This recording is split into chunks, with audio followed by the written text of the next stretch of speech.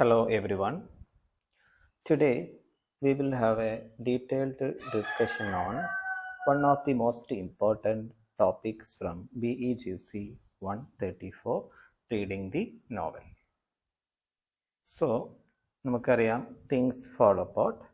This is a novel that written by famous African writer Chinua Achebe. അപ്പോൾ ഇന്ന് നമ്മൾ discuss ചെയ്യാൻ പോകുന്നത് തിങ്സ് ഫോൾ അപ്പാർട്ട് എന്ന് പറയുന്ന നോവലിനെ കുറിച്ചാണ്. അപ്പോൾ ഈ ഒരു നോവലിൻ്റെ ഭാഗമായിട്ട് 3 പോയിന്റുകളാണ് നമ്മൾ ഡിസ്കസ് ചെയ്യാൻ പോകുന്നത്. അതിൽ first I will give you a small biographical sketch of Chinua Achebe. രണ്ടാമത്തെ important point a short introduction to Things fall Apart. മൂന്നാമത്തെ important point men and women relationships in things fall Apart. അപ്പോൾ ഇവിടെ ഈ ഒരു video ഞാൻ ചെയ്യാനുള്ള പ്രധാനപ്പെട്ട കാരണം തിങ്സ് ഫോൾ അപ്പാർട്ടുമായിട്ട് ബന്ധപ്പെട്ട് ഏത് ക്വസ്റ്റ്യൻ ചോദിക്കുകയാണെങ്കിലും നിങ്ങൾക്ക് അതിൽ ആൻസർ ചെയ്യാൻ ഉപകരിക്കുന്ന പോയിന്റ്സുകളാണ് ഇന്ന് ഈ ഒരു വീഡിയോയിലൂടെ ഞാൻ നിങ്ങൾക്ക് നൽകാൻ നിങ്ങളുമായിട്ട് ഷെയർ ചെയ്യാൻ ഉദ്ദേശിക്കുന്നത്. അപ്പോൾ അത് എസ്സേ ക്വസ്റ്റ്യൻ ആവട്ടെ, പാരഗ്രാഫ് ക്വസ്റ്റ്യൻസ് ആവട്ടെ, ഇന്ന് ഏത് ക്വസ്റ്റ്യൻ ആണെങ്കിലും നിങ്ങൾക്ക് ഇൻട്രൊഡക്ഷനിലും അല്ലാതെയും ഉപയോഗപ്പെടുന്ന അല്ലെങ്കിൽ എഴുതി പിടിപ്പിക്കാൻ പറ്റുന്ന ചില പോയിന്റുകളാണ് ഇന്ന് ഡിസ്കസ് ചെയ്യുന്നത്. ഓക്കെ, അപ്പം നമുക്ക് 1 by 1 ആയിട്ട് ഡിസ്കസ് ചെയ്യാം. Point number 1, biographical sketch of Chinua Achebe. Nigerian novelist, poet and critic. Chinua Achebe was a Nigerian novelist ആണ്, പോയറ്റ് ആണ്, ക്രിറ്റിക് ആണ്. He was the first black novelist from Africa who got international appreciation and global readership. അപ്പോൾ ശ്രദ്ധിക്കുക, ആഫ്രിക്കയിൽ നിന്നുള്ള first novelist ആണ് who got international appreciation. അല്ലെ, ആളുകളുടെ ഇടയിൽ നിന്നും വലിയ അപ്രീസിയേഷൻ ലഭിച്ചിട്ടുള്ള അല്ലെങ്കിൽ ആളുകളുടെ അംഗീകാരം കിട്ടിയിട്ടുള്ള ഫസ്റ്റ് ബ്ലാക്ക് ആഫ്രിക്കൻ നോവലിസ്റ്റ് ആണ്. അതുപോലെ തന്നെ അദ്ദേഹത്തെ സംബന്ധിച്ചിടത്തോളം ഒരുപാട് ഗ്ലോബൽ റീഡേഴ്സ് ഉണ്ടായിരുന്നു. ത്രൂ ഔട്ട് ദി വേൾഡ് തന്നെ റീഡേഴ്സ് ഉള്ള ഫസ്റ്റ് ആഫ്രിക്കൻ നോവലിസ്റ്റ് ആണ് Chinua അച്ചീബി. His novels reflect on the changes which have come about in Igbo culture and Nigerian life after an encounter between Europe and Africa during the colonial period. അപ്പോൾ ഇവിടെ ശ്രദ്ധിക്കുക, ഇദ്ദേഹത്തിൻ്റെ നോവലിൻ്റെ ഒരു പ്രധാനപ്പെട്ട reflect ചെയ്യുന്ന ഒരു കാര്യം എന്ന് പറയുന്നത് ചേഞ്ച് ആണ്, അല്ലേ. That has happened during the time of colonial period, അല്ലേ. അപ്പോൾ നമ്മളിവിടെ കാണാൻ സാധിക്കും, കൊളോണിയൽ പീരീഡ് എന്ന് പറഞ്ഞാൽ ഇന്ത്യ അല്ലെങ്കിൽ ആഫ്രിക്ക അടക്കമുള്ള രാജ്യങ്ങൾ നമുക്കറിയാം ബ്രിട്ടീഷേഴ്സിൻ്റെ കൺട്രോളിലായിരുന്നു, അല്ലേ. അപ്പോൾ ആ ഒരു കാലഘട്ടത്തിനെയാണ് നമ്മൾ കൊളോണിയൽ പീരീഡ് എന്ന് പറയുക, അല്ലെ. അപ്പോൾ ആ ഒരു കൊളോണിയൽ പീരീഡിൽ ആഫ്രിക്കയിൽ എന്തൊക്കെ ചേഞ്ചസ് ആണോ നടന്നിട്ടുള്ളത്, ആ ചേഞ്ചുകളായിരുന്നു ചിനുവ അച്ചീബിയുടെ മെജോറിറ്റി നോവൽസും റിഫ്ലക്ട് ചെയ്തിട്ടുള്ളത്. അപ്പം ഇവിടെ ശ്രദ്ധിക്കുക, എവിടെ വന്നിട്ടുള്ള മാറ്റങ്ങളാണ് Igbo culture and Nigerian life. Igbo കൾച്ചറിലും നൈജീരിയൻ ലൈഫിലും വന്നിട്ടുള്ള മാറ്റങ്ങളാണ്. അത് ആരുമായിട്ട്, യൂറോപ്യൻസും അതുപോലെ തന്നെ ആഫ്രിക്കൻസ്, അല്ലെ. എസ്പെഷ്യലി കൊളോണിയലിസത്തിന്റെ ഭാഗമായിട്ട് ആഫ്രിക്കയിൽ ബ്രിട്ടീഷേഴ്സ് എത്തിയിട്ടുണ്ട്. അപ്പം ബ്രിട്ടീഷേഴ്സ് വന്നതിന്റെ ഭാഗമായിട്ട് ആഫ്രിക്കൻ ലൈഫിൽ, നൈജീരിയൻ ലൈഫിൽ, ഇബോ കൾച്ചറിൽ എന്തൊക്കെ വ്യത്യാസങ്ങളാണ് വന്നിട്ടുള്ളത് എന്ന് ചൂണ്ടിക്കാണിക്കുന്നതാണ് ചിനുവ അച്ചീബിയുടെ മെജോറിറ്റി നോവൽസ്. അതുപോലെ തന്നെ he honoured with many awards, medals, അല്ലേ. അതുപോലെ തന്നെ ഹോണററി ഡിഗ്രീസ്, ഫെലോഷിപ്പ്, ഇങ്ങനെ ഒരുപാട് അവാർഡുകളും പിന്നെ മെഡൽസും ഒക്കെ ചിനുവ അച്ചീബിയെ തേടി എത്തിയിട്ടുണ്ട്. Chinua Achebe passed away on 21st March 2015. ഇനി അദ്ദേഹത്തിന്റെ മേജർ വർക്ക്സുകൾ ഏതൊക്കെയാന്ന് നോക്കാം. Things fall Apart, No Longer at Ease, Arrow of God, A Man of the People. അപ്പൊ ഈ ഒരു 4 വർക്കിൽ മിനിമം ഒരു 3 വർക്ക് തന്നെ നിങ്ങൾ ഓർത്ത് വെക്കുക. എസ്സേക്കൊക്കെ ഇൻട്രൊഡക്ഷൻ എഴുതേണ്ടി വന്നാൽ അതിൽ നിങ്ങൾക്ക് ഉപയോഗപ്പെടുത്താവുന്നതാണ്. ഓക്കെ, മറ്റൊന്ന്, now let us have a short or small discussion on things fall apart. The first novel written by Chinua Achebe. അപ്പോൾ തിങ്സ് ഫോൾ അപ്പാർട്ട് എന്ന് പറഞ്ഞത് this is the first novel written by Achebe.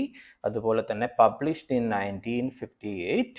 പിന്നെ മറ്റൊരു പ്രത്യേകത, it exposes pre colonial life in Nigeria അല്ലെ. അപ്പൊ ശ്രദ്ധിക്കുക, things fall apart expose ചെയ്യുന്നു, ഹൈലൈറ്റ് ചെയ്യുന്നു, ഡിപിക്റ്റ് ചെയ്യുന്നത് പ്രീ കൊളോണിയൽ ലൈഫിനെയാണ് അല്ലെ.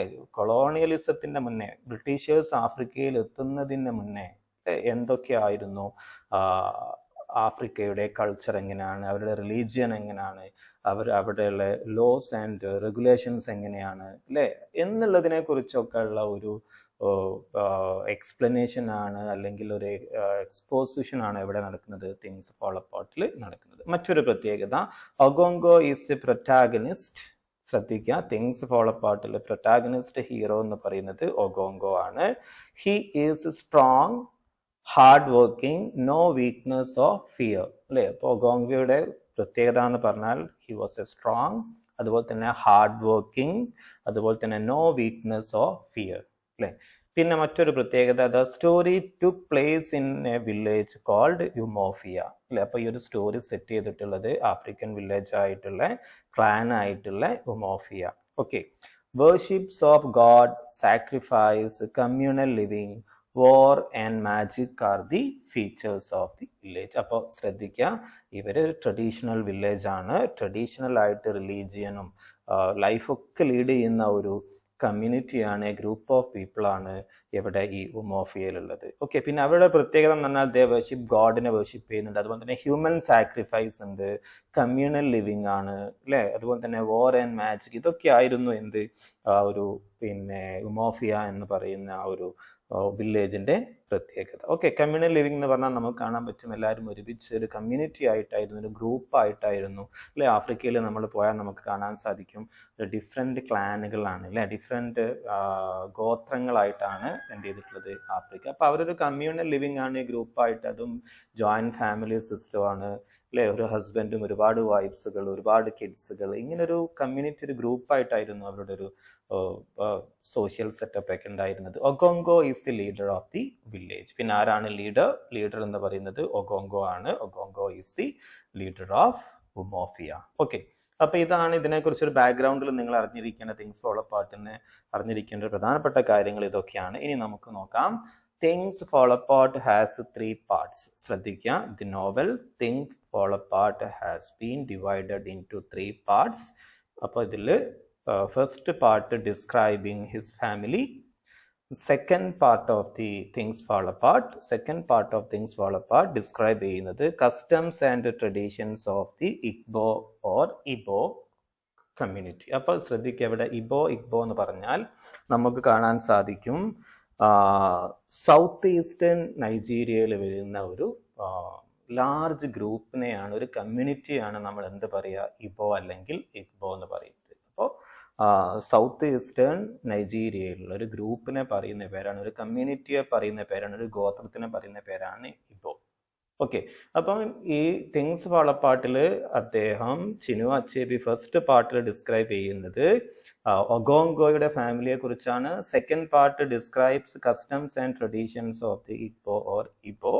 തേർഡ് പാർട്ടിൽ ഡിസ്കസ് ചെയ്യുന്നത് influence of colonialism and Christian missionaries. അപ്പോൾ നോവൽ എൻഡ് ചെയ്യുന്നത് ആരുടെ വരവോട് കൂടിയിട്ടാണ്? കൊളോണിയലിസത്തിൻ്റെയും അതുപോലെ തന്നെ ക്രിസ്ത്യൻ മിഷനറീസിൻ്റെയും വരവോട് കൂടിയിട്ടാണ് നോവൽ എൻഡ് ചെയ്യുന്നത്.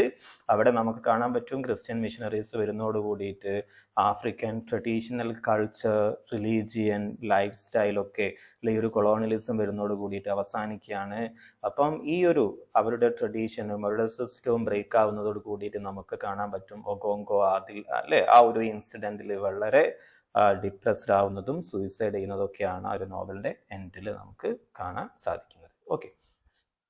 ഇനി നമ്മൾ ഡിസ്കസ് ചെയ്യാൻ പോകുന്നത് men and women relationships in things fall apart. അപ്പം ഇത് പ്രധാനപ്പെട്ട പോയിന്റ്സ് ആണ്, നോട്ട് ചെയ്യുക.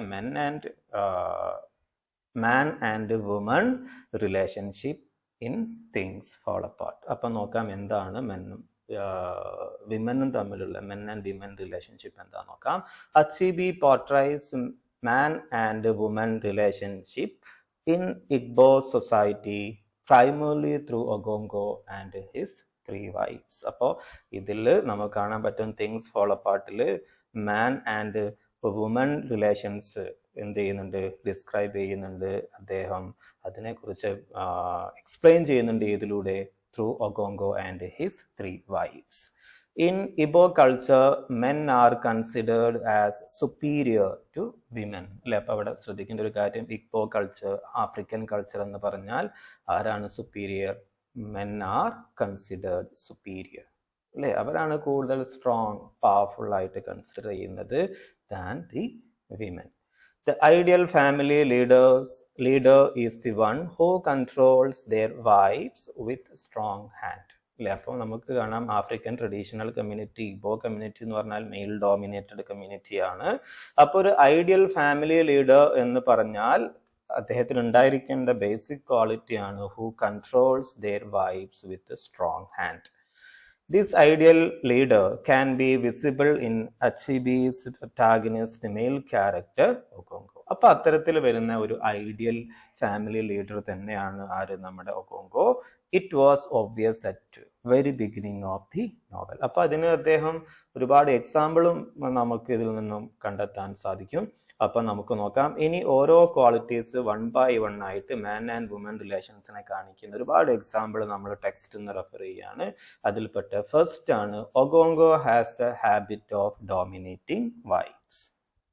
അപ്പം മാൻ ആൻഡ് വുമൻ റിലേഷനെ കാണിക്കുന്നതാണ്. അപ്പം അതിൽ ഫസ്റ്റ് പോയിന്റ് ആണ് Okonkwo has a habit of dominating wife. Okonkwo always dominates over his wives. It was obvious at the very beginning of novel. അപ്പം നോവൽ എന്നുള്ളൊരു കോട്ടാണ്, ലൈൻസ് ആണ് ഞാൻ ഇവിടെ എടുത്തിട്ടുള്ളത്.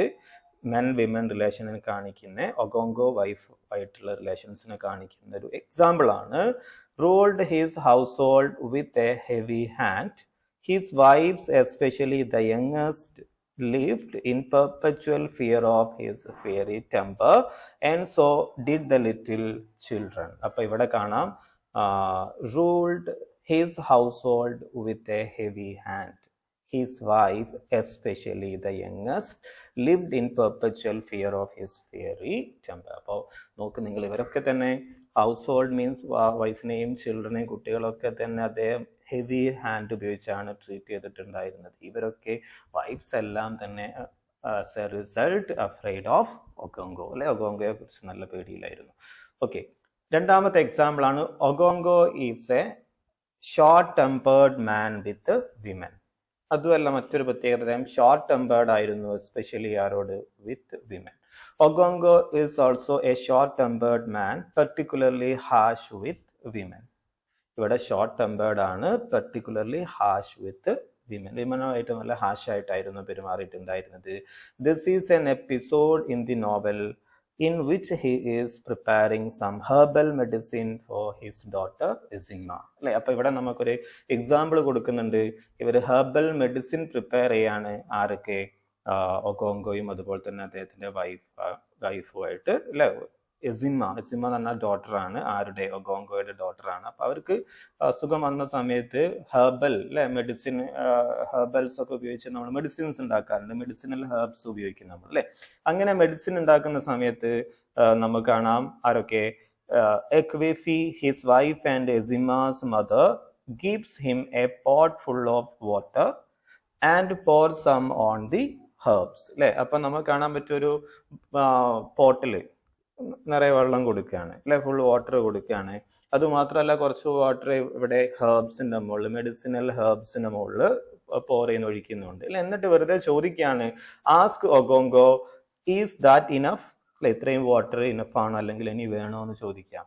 അപ്പം ചോദിക്കുന്നുണ്ട്, കണ്ട. അപ്പം മറുപടി നോക്കൂ Okonkwo. He shouts at her, a little more. I said a little more, are you deaf? അല്ലെ, അപ്പം ചോദിക്കാം, ഞാൻ പറഞ്ഞില്ലേ കുറച്ച് മതി, അല്ലെ, നീ എന്താണോ ഡഫാണോ? ഷൗട്ട് ചെയ്യാണ് ചെയ്യുന്നത്, അല്ലെ. Apparently shouting is absolutely unnecessary, but is keeping with Okonkwo's belief about ruling his household with a heavy hand. അപ്പം നമുക്ക് കാണാൻ പറ്റും അവിടെ അങ്ങനെ ഒരു ഷോർട്ട് ടെമ്പേർഡ് അല്ലെങ്കിൽ ഒരു ഷൗട്ട് ചെയ്യേണ്ട ആവശ്യമൊന്നുമില്ല. പക്ഷെ ഇവിടെ ഇവർ വിശ്വസിക്കുന്നത് എന്ത്? റൂളിംഗ് ഹൗസ് ഹോൾഡ്, അല്ലെ, എന്ന് പറഞ്ഞാൽ ഇങ്ങനെ ഡോമിനേറ്റ് ചെയ്യണം ആരെ? വിമനെ എന്നുള്ള ഒരു കാഴ്ചപ്പാടാണ്. ഓക്കെ, മൂന്നാമത്തെ പോയിന്റ് ആണ് Okonkwo has the habit of beating wives. മറ്റൊരു പ്രത്യേകത, he has the habit of beating wives. Ogongo has the habit of beating his wives. He beats Ojingo, his youngest wife, during peace week for failing to cook his afternoon meal on time. Afternoon lunch പ്രോപ്പറായിട്ട് on ടൈമിന് prepare ചെയ്യാൻ പറ്റാത്തതിന് നമുക്ക് കാണാൻ പറ്റും അദ്ദേഹം beat ചെയ്യുന്നുണ്ട് ആരെ, youngest വൈഫിനെ. അല്ലെ, എന്നാലോ ഓൺ അനദർ ഒക്കേഷൻ, രണ്ടാമത്തെ എക്സാമ്പിൾ ആണ്, on another occasion his second wife is beaten for killing a banana tree. ഒരു ബനാന ട്രീ കട്ട് ചെയ്തതിന്റെ പേരിൽ എന്ത് ചെയ്യുന്നുണ്ട്, നമ്മൾ സെക്കൻഡ് വൈഫിനെ ബീറ്റ് ചെയ്യുന്നതും നോവലിൽ കാണാം. This practice of wife beating however seem to be common among the Ibos. അപ്പോൾ ഈ ഒരു വൈഫിനെ ബീറ്റ് ചെയ്യുക എന്ന് പറയുന്നത് it is a part of their culture. African കൾച്ചറിന്റെ ഭാഗമായിരുന്നു എന്ത്, വൈഫിനെ ബീറ്റ് ചെയ്യുക എന്നുള്ളത്. ഓക്കെ, അപ്പം നമ്മൾ കൺക്ലൂഡ് ചെയ്യാൻ പോവാണ്. This is an undisputed thing that man is the boss in the family. അപ്പം നമുക്കറിയാൻ പറ്റും അല്ലേ, ഇഗ്ബോ കൾച്ചറിനെ സംബന്ധിച്ചിടത്തോളം, ഈ നോവലിനെ സംബന്ധിച്ചിടത്തോളം man is the boss in the family. അല്ലെ, മാൻ തന്നെയാണ്, ഒഗോങ്കോ തന്നെയാണ് boss in the family. It may not be wholly correct when considering the educated women and ethnic group women in Igbo. അല്ലെ, അപ്പം നമ്മൾ കാണാൻ പറ്റും കൺസിഡറിങ് ദ ആഫ്രിക്കൻ കൾച്ചർ. അല്ലെ, ഈ നോവലുള്ള പോലെ എല്ലാ സമയത്തും 100% കറക്റ്റ് ആവണമെന്നില്ല. രണ്ട് സൊല്യൂഷനാണ് പറയുന്നത്. ഒന്ന് എഡ്യൂക്കേറ്റഡ് വിമൻ, അതുപോലെ തന്നെ എത്നിക് ഗ്രൂപ്പ് വിമൻ. ഇവ രണ്ടുപേരും, അതുകൊണ്ടാണ് നമുക്ക് കാണാൻ പറ്റും വിമൻ എംപവർമെന്റിന് ഇനീഷ്യൽ സ്റ്റേജിലൊക്കെ ആളുകൾ ആവശ്യപ്പെട്ടൊരു കാര്യമായിരുന്നു എഡ്യൂക്കേറ്റ് ചെയ്യുക. അല്ലെ, എഡ്യൂക്കേഷൻ എന്തിന് സൊല്യൂഷനാണ്, വിമൻ എക്സ്പ്ലോയിറ്റേഷനെ എലിമിനേറ്റ് ചെയ്യാൻ ഹെൽപ്പ് ചെയ്യും. അല്ലേ, അപ്പം for instance women in the most ethnic group in Nigeria including Ibo did enjoy economic independence. അപ്പോൾ എത്നിക് ഗ്രൂപ്പുകളിൽ പെടുന്ന ഇഗ്ബോ കൾച്ചറിന്റെ ഭാഗമായിട്ട് വരുന്ന സ്ത്രീകൾക്കും എക്കണോമിക് ഇൻഡിപെൻഡൻസ് ഉണ്ടായിരുന്നു.